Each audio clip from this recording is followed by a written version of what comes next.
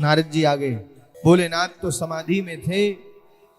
मां ने देखा तो मां बड़े भाव से आदर सहित नारद को आसन पर बिठाती है, हाल चाल जानती है, पूछती है और कहती है, क्या बात है नारद, आजकल आपने आना जाना बंद कर दिया? बोले हाँ मैया बंद कर दिया। क्यों? बोले मैया क्या आना और क्या जाना, जगत में झूठी देखी प्रीत, स्वार्थ लागी करहि सब प्रीति। बिना स्वार्थ के कोई किसी को प्रणाम नहीं करता मैया, और ऐसे स्वार्थी लोगों के बीच में क्या आना और क्या जाना, मैंने तो हर जगह आना जाना बंद कर दिया, कोई किसी को प्रेम नहीं करता। अब जैसे ही मां ने ये बात सुनी तो मां ने कहा कि देखो नारद, दुनिया की बात तो मैं नहीं जानती, लेकिन इतना जरूर जानती हूं कि मेरे भोलेनाथ मुझसे बहुत प्रेम करते हैं।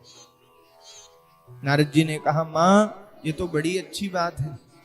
अच्छा तब तो आपको एक बात मालूम होगी। बोले कौन सी बात? बोले प्रेम करते हैं तो जरूर बताया होगा। क्या? गले में जो मुंड की माला पहनते हैं वो माला किसकी? मैया पड़ गई नारद जी के चक्कर में। मां ने कहा देखो नारद, प्रेम तो बहुत करते हैं, लेकिन आज तक कभी नहीं बताया जो माला पहनते हैं वो माला किसकी है। जो गले में मुंड की माला धारण करते हैं वो माला किसकी है, आज तक नहीं बताया। नारद जी ने कहा तो प्रेम क्या खाक करते हैं? अमैया तुम जानो तुम्हारा काम जाने। चल दिए और जाते जाते समाधिस्थ भोलेनाथ से बोल गए, बाबा आज जल्दी पधारना, मैया इंतजार कर रही है।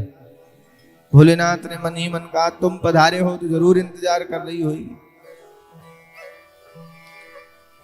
अच्छा, एक जमाने में माताओं के रूठने का कमरा बनता था, नाराज होने का। माताएं उसमें चली जाएं, उस कमरे में चली जाएं तो समझ जाओ नाराज है। आज मां उदास है। भोलेनाथ आए, बोले देवी क्या बात है, आज आप इतनी उदास हो? बोले चुप रहो, बात मत करो।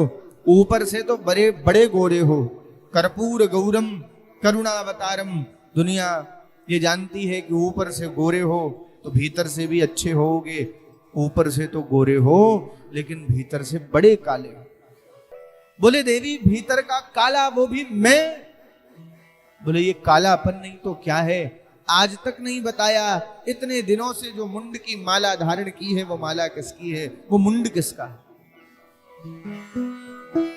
भोलेनाथ की आंखें नम हो गई और माता सती का स्मरण हो आया। माता सती का स्मरण होते ही भोलेनाथ की आंखें नम हो गईं और भोलेनाथ ने कहा देवी मैं तुमसे कितना प्रेम करता हूं, इस बात का कोई प्रमाण है तो ये मुंड की माला है। लीला की सिद्धि के लिए जब तुमने अपने शरीर को छोड़ा, जीवन पर्यंत तुम्हारी याद बनी रहे, मैंने तुम्हारे ही मुंड को एक धागे में पिरोकर धारण कर लिया। मां ने कहा तब तो और बड़े कपटी हो। बोले अब क्या हुआ? बोले ना जाने कौन सी दवाई पी रखी है जो तुम तो कभी मरते नहीं और बार बार हमको जीना मरना पड़ता है। बोले देवी मैंने अमर कथा का पान किया है। अमर कथा क्या है?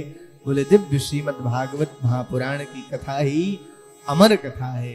बोला आशुतोष भगवान की जय।